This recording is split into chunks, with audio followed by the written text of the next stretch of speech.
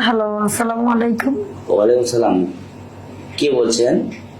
আমি মাহি বলছিলাম। মাহি? মাহি কোন মাহি? স্যার, আমি আপনার অফিসে গিয়েছিলাম চাকরির জন্য। হ্যাঁ হ্যাঁ, এক মাহি আসছিল। আহ, আপনি কি একটু দেখতে শুনতে সুন্দরী এবং খাটো করে, তাই না? জি ও আচ্ছা, আসলে আপনি আমার অফিসে আসছিলেন, ঠিক আছে, চাকরির জন্য, তাই না? জি জি। কিন্তু আপনার, আমার তো বিশ্বাস হয় যে আপনি আমার অফিসে চাকরি করবেন, কিন্তু কিভাবে বিশ্বাস করবো বলেন? আপনি সেই কাগজপত্র সব জমা দিয়ে চলে গেলেন, আর তো আসলেন না। স্যার, আসলে আমাদের অবস্থাটা খুব ভালো না, আমরা গরিব মানুষ, তো টাকা পয়সা নাই অতটা, কিভাবে চাকরি নেব, এই জন্য আর যাচ্ছি না। কেন? যেভাবে আসবা সেভাবে আসে চাকরি নিবা। এখনকার যুগ জামানা হিসাবে যদি একটু বসের সাথে যদি একটু ফোনে কথা বলো, তাহলে তো চাকরি ওকে। সময় তো লাগে না, বোঝো না কেন? এই জন্য তো স্যার আমি আপনাকে ফোন দিয়েছি জানার জন্য। আসলে আমার কাছে তো টাকা পয়সা নেই, আমি কিভাবে কি করলে চাকরিটা পাবো? সেটা তো অবশ্যই তুমি জানবা, আমার সাথে তো আগে শেয়ার করবা, তাই না? তুমি আমাকে না জানে না শুনে যদি তুমি এই কাজগুলো করো, তাহলে তোমার চাকরি কেমনে কি করবা তুমি? ও আচ্ছা, স্যার বলেন তো আমার চাকরির জন্য আমার কি করতে হবে? এখন যদি তুমি চাকরি করতে চাও আর যদি ঠিক সময় মতো যদি অফিসে আসো, তাহলে তোমার জন্য একটা অফার আছে। এখন যদি অফারে রাজি হও, তাহলে হয়তো তোমার চাকরিটা কনফার্ম হতে পারে। এখন তুমি কি চাকরি করবা? জি, আমার চাকরিটা খুব দরকার স্যার, প্লিজ বলেন না, আমি চাকরিটা করতে চাই, আমাকে চাকরিটা দেন না। কেন, তোমার ফ্যামিলির কি কোনো সমস্যা নেই? জি, আমরা খুব গরিব মানুষ, আমার বাবা মাকে আমার দেখতে হয়, তারা অসুস্থ তো।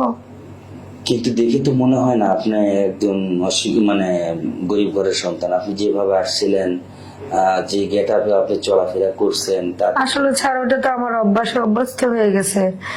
মানুষ কি করে না করে সেটা তো তার ভিতরে থাকে, বাইরটা তো আর কেউ দেখে না। হ্যাঁ, এটা এটা অবশ্য তো তার ঠিক কেউ কথা, দেখে না। বাইরের কেউ দেখে না। কিন্তু আমি এখন একটা জিনিস বলবো, সেটা হলো যদি আপনি চাকরি করেন, হ্যাঁ, জি। তাহলে একটু স্যারের সাথে আপনাকে একটু মানে সময় দিতে হবে, এক কথা স্যার, শেষ। ছাড়ো ছাড়ো, আপনি আমার চাকরিটা আমি চাই। চাকরির জন্য আমার কি করতে হবে আপনি তাই বলেন।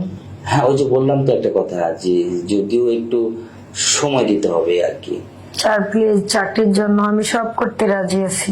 আমার তো মনে হয় না আপনি সবকিছু করবেন, কারণ একটা চাকরির ইন্টারভিউ দিয়ে আপনি সেই যে গেলেন আর কোনো যোগাযোগ রাখলেন না। স্যার, এখন থেকে আমি রেগুলার আসবো, আর আপনার সাথে আমার সাক্ষাতে কথা হবে, আপনি যা চাকরির বিনিময়ে যা চান আমি তাই দিব। এটা যদি সত্যি তুমি করতে, তাহলে আজকে তো তোমাকে এত কষ্ট করে কান্না করতে কথা বলা লাগতো না। এখন শোনো, তুমি জি, স্যার। কালকে কি আসতে পারবা? হ্যাঁ, পারবো। কখন আসতে পারবো বলো তো? আপনি বলেন আমি কখন আসবো, কখন আসলে আমি আপনার দেখা পাবো? তুমি যদি বিকেলে 5টার পরে যদি আসো, অফিস ছুটির সময়, ওই সময়টা আসলে তোমার সাথে কিছু কথা বলবো আমি। যদি তুমি আসো তাহলে কথা হবে। হ্যাঁ ঠিক আছে, আমি যাব। আসবা? হ্যাঁ। আর কোনো কাগজপত্র তো তোমার বাসায় তো নেই, তাই না? না। তাহলে একটা কাজ করবা, যদি তোমার চাকরি হয়ে যায় তাহলে কিন্তু এখানে থাকতে পারবা না। আচ্ছা ঠিক আছে, থাকবো না। তোমাকে কোম্পানি থেকে ট্রান্সফার করে হয়তো চট্টগ্রাম নয়তো বা সিলেট এগুলোতে ফেলতে হবে। এখন আচ্ছা। তাছাড়া তুমি কাপড় চোপড় তোমার যা যা আছে সবকিছু নিয়ে আসতে পারবে না? হ্যাঁ, নিয়ে আসতে পারবো। আচ্ছা ঠিক আছে, তাহলে তুমি নিয়ে সময় মতো কালকে বিকেল অফিসে চলে আসো, হ্যাঁ? আচ্ছা ঠিক আছে। আর তুমি আসতেছো অফিসে, শুধু খালি বলবা যে আমার চাকরি হয়েছে, এভাবে বলে তোমার বাবা মার কাছ থেকে চলে আসবে। আচ্ছা ঠিক আছে। বুঝছো?